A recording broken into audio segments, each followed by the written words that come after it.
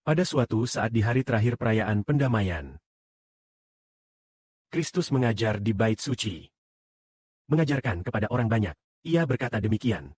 Barang siapa haus, hendaklah datang kepadaku dan minum. Orang yang percaya kepadaku seperti yang tertulis dalam kitab suci. Dalam hatinya akan ada sumber air, yang terus-menerus mengalirkan sungai-sungai air hidup. Kata-kata Tuhan ini merujuk pada orang yang percaya kepada Yesus Kristus. Untuk menerima Roh Kudus. Pada waktu itu Roh Kudus belum diberikan, karena Kristus belum dimuliakan. Jadi, Injil yang kami sampaikan untuk apa? Injil yang kami pegang. Injil adalah tentang Kristus dan saudara seiman. Semua yang datang kepada Tuhan, datang kepada saudara seiman untuk minum air hidup. Yaitu datang untuk minum air kehidupan.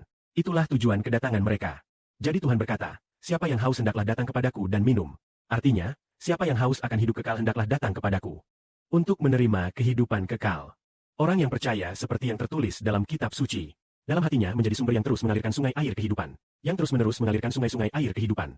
Kadang-kadang orang percaya kepada Kristus harus menerima kehidupan kekal dari Tuhan. Baik, biarkan dia menerima kehidupan kekal. Mereka yang menerima kehidupan kekal adalah, itulah yang dimaksud. Pada saat itu, ketika memberikan kesaksian tentang dirinya, ada orang yang mendengar perkataan Tuhan itu.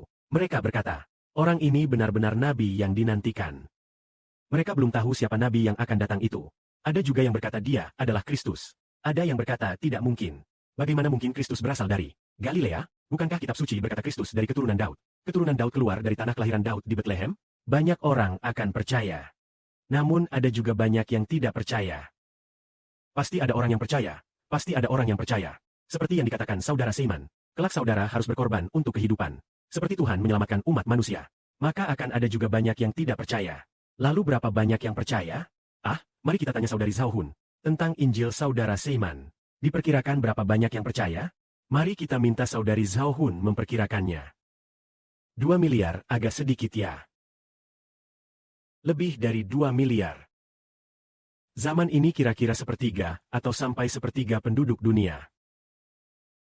Dari 3 orang ada 1 yang percaya. Saudara dan saudari mengerti kan? Jadi kita harus berani berbicara. 2 dari 3 orang tidak percaya kan? Sekitar 60% lebih tidak percaya. Ada juga 1 dari 3 orang yang percaya dari sepertiga ini. Jadi untuk sepertiga itu, kita harus berani berbicara. Jangan sampai karena sebagian kecil yang tidak percaya membuat kita sedih. Mereka mungkin belum percaya. Mungkin suatu saat mereka akan percaya. Kita harus berani berbicara. Seperti yang dikatakan Tuhan Kristus. Barang siapa haus hendaklah datang dan minum. Orang yang percaya akan menerima Roh Kudus dan memperoleh hidup kekal. Begitulah katanya. Beberapa orang berkata wah, dia adalah nabi yang dinantikan itu. Ada juga yang berkata dia adalah Kristus. Setidaknya 2 orang itulah yang percaya. Ada juga yang berkata, tidak mungkin. Kristus tidak akan berasal dari Galilea, tapi dari Bethlehem. Jadi ada berbagai macam perdebatan. Karena tentang Injil saudara Seiman. Ada kesaksian kitab suci. Kitab perjanjian lama. Nubuat tentang keturunan perempuan juga ada.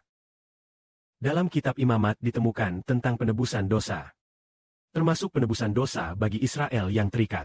Untuk menebus dosa orang Israel. Dan juga menebus dosa orang Lewi. Jadi untuk Lewi, penebusan dosa berarti untuk sesuatu yang dari surga. Melambangkan yang dari surga. Menebus dosa orang Israel melambangkan yang dari bumi. Jadi memang ada dasar Alkitab. Dan memang benar-benar seperti itu. Memang demikian adanya. Nanti akan ada orang yang memeriksa Alkitab. Mereka pernah akrab dengan Alkitab. Tapi tidak mengerti apa artinya. Ketika kami jelaskan dengan jelas. Banyak orang mungkin akan mengerti. Mengerti lalu percaya. Selanjutnya saudara dan saudari kita akan seperti bintang di surga. Pasir di pantai. Pada saat itu banyak orang akan percaya. Amin.